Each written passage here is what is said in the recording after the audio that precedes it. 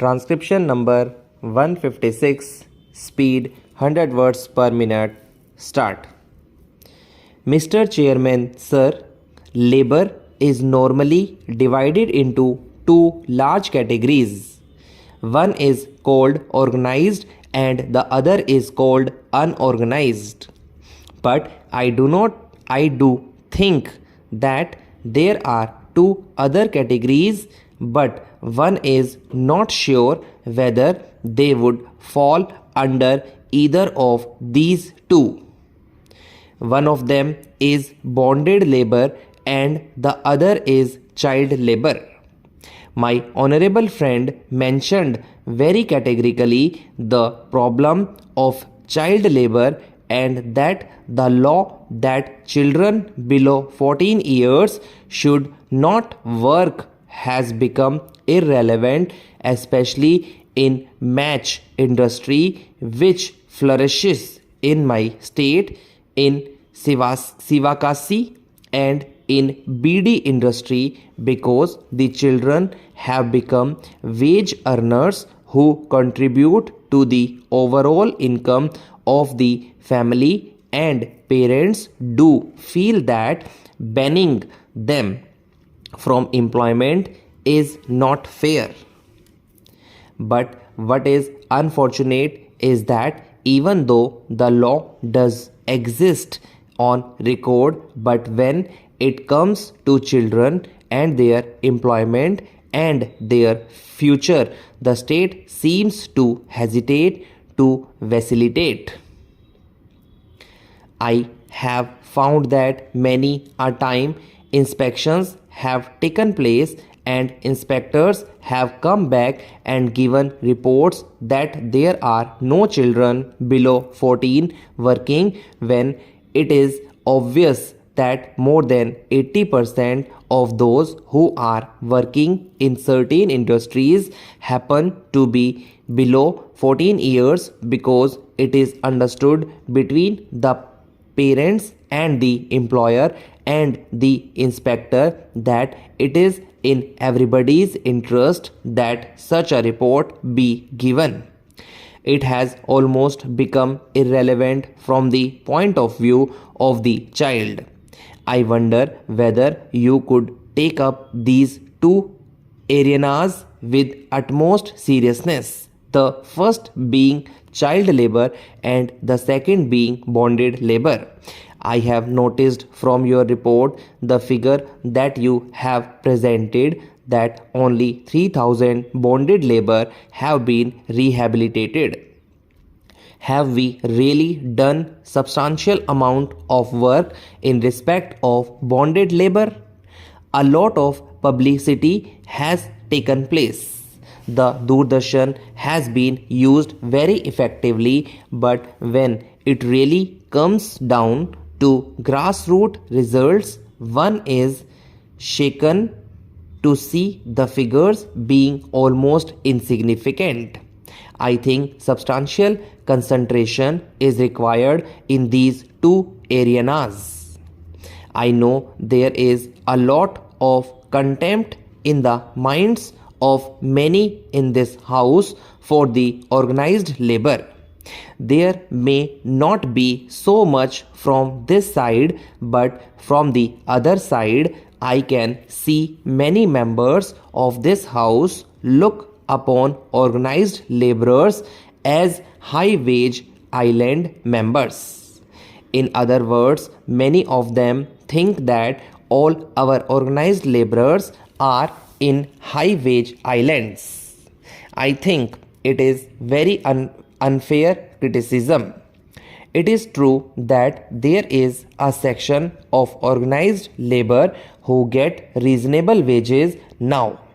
But if you want to look at it from the point of view of living wages, I would say that it has not been achieved in many cases. The organized labor falls into various classes.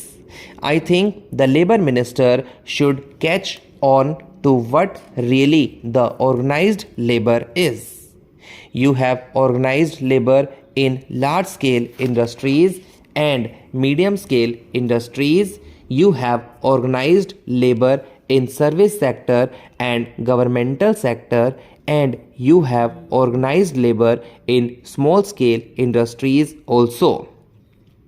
Unfortunately, they are one of the most exploited among the organized labor.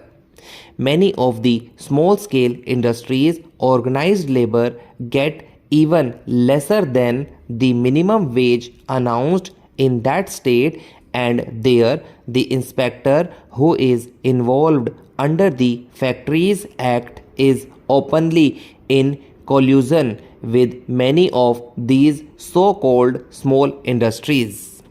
In fact, there is a new trend today. The trend is, why do you put up a major industry of large investment in one area, and why not split up the industry into 5 or 6 departments? They may be even at the same place but call it as 5 different establishments. One produces the first stage of the product, the second stage of the product, the third stage of the product, the fourth, the finished product, and make investment below rupees 50 lakhs. Ultimately, the industry may be worth rupees 2 crores or maybe a little less than that. But then it is a small scale industry and it gets the protection for it. They are able to exploit. So it is high time that we brought the law to lift the veil on this, because encouragement must go to the genuine small scale industry. In the name of small scale industry, exploitation of labor is the maximum in the organized sector. I think it is also relevant to bring to the notice of the government that in the unorganized arena, it is not sufficient just to have a national commission on rural labor. The demand for a central law has been voiced unanimously by all sides, all parties, and all groups. It is high time that a central law was brought out and immediate steps taken to consult all concerned who deal with the subject. It is impossible to organize the unorganized labor. If the minister is under any illusion, I would like to make it clear that not even 1% of their membership can ever be assigned to the rural agricultural labor. But as my honorable friend Dr. Shyama Prasad Mukherjee mentioned, the question of coordination is equally important as between the center and the states. Some of our greatest difficulties arise from the fact that under the kind of constitutional system under which we are working today, policy is laid down by the center, but the execution of the policy is in the hands of state governments.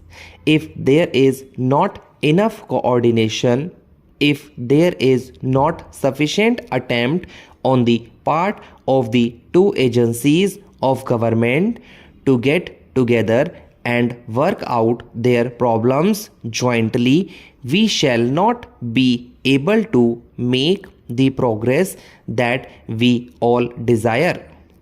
I do hope in the days which are immediately ahead of us, as soon as the Constitution has come into force, we probably shall have at our disposal a more effective machinery for this purpose.